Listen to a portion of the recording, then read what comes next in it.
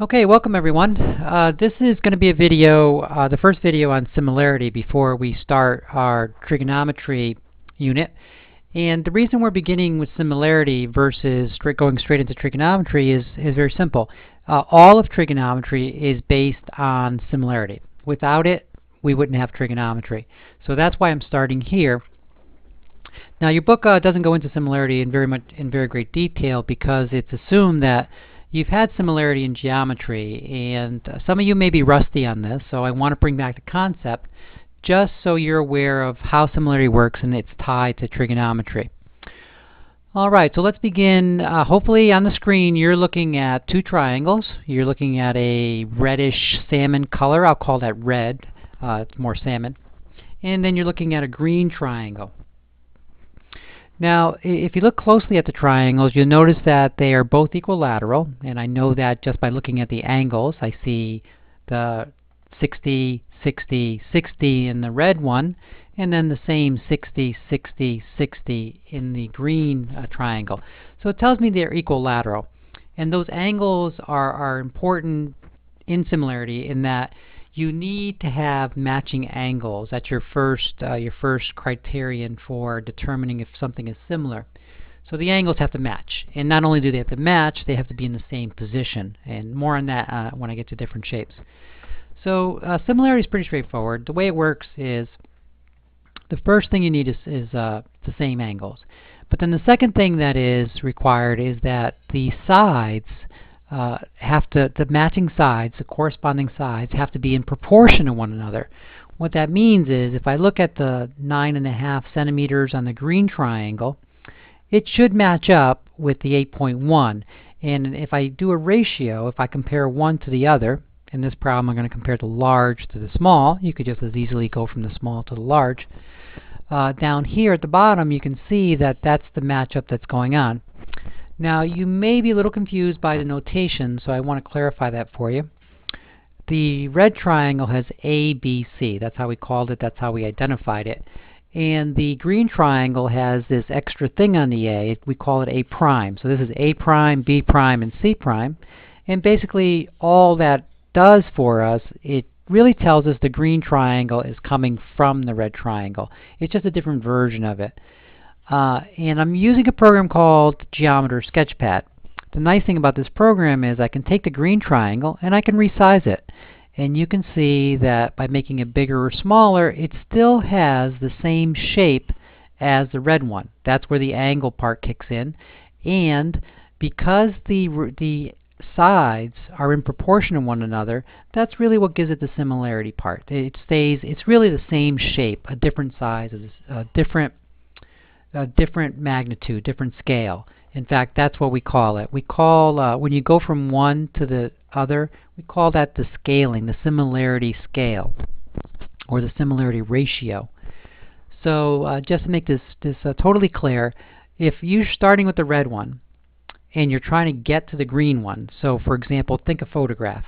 If the red one is your original photograph, and it's this big, let's say it's whatever size it is right now, and you want to increase its size, so here's a red one, and you want to increase its size. So what you would do is you would ask yourself, well, how much do you want to increase it by? And you would need a similarity ratio to increase it to whatever size you want. And the way you go about doing that is you would take the side of your original picture, in this case a triangle, so you would take the 6.1, and if you want to make it look like the other triangle, the green one, you'd have to multiply all the sides by 1.67. And that is the similarity ratio, the 1.67. You're growing it about 1.7 times is really what it comes down to. And you can see that every side is grown by the same ratio. You're going from one to the other. You're increasing all sides by about 1.7. So that's really what similarity boils down to, is it's really just growing an object. The next slide I want to show you is this is an equilateral triangle, so all the sides are the same, all the angles are the same, but I could easily apply the concept to a quadrilateral, which is what you're looking at right now on the screen.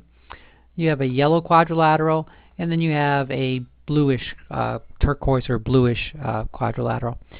And if you look closely at the angles, you'll see that the 52.8 degrees is in the same position in both quadrilaterals. The 120s are in the same position, the 50, and finally the 137. The angles are matching, they're corresponding. Now clearly this is not equilateral. If it were equilateral, it would be a rhombus or a square, right? So in this one, this side is different from this side, so which is good. It just means it's in a regular shape. But the similarity concept I just talked about follows through. So if you want to grow the yellow one, if you want to make it bigger or smaller, you need a similarity ratio.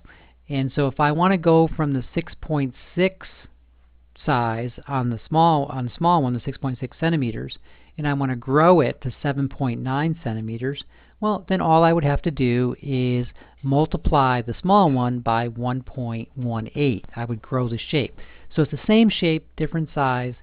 Excuse me. And then what you can do with the shape, obviously, is you can grow or shrink the shape. Right? So make it a little bigger, make it a little smaller. Obviously, the similarity ratio changes down at the bottom.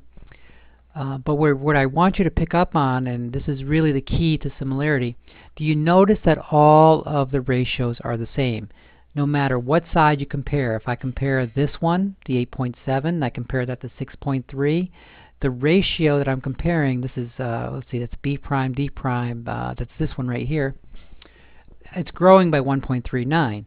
Well, that same ratio is true no matter what side you look at. So if I look at these two sides, this would be AB and AB, A prime, B prime, which is this one. It's growing by the same ratio. So you notice all the sides have the same ratio. That's really what it comes down to. And again, I can change it. I can change the quadrilateral to any size, as long as the angles are matching up and the sides are matching up in proportion to one another. You're going to get the same shape. And I don't have to keep it this way. I can flip it around, right? I can go over here, still the same shape. Turn it upside down, turn it sideways, whatever way you want to do it. It's still the same shape, a bigger version of the original. You can shrink it down really small. Even though you can't see it very well, it's still the same shape, a smaller version. So really that's what it comes down to. And finally, I'm just going to wrap this up with pentagons. And there are the pentagons, and it works the same way, right?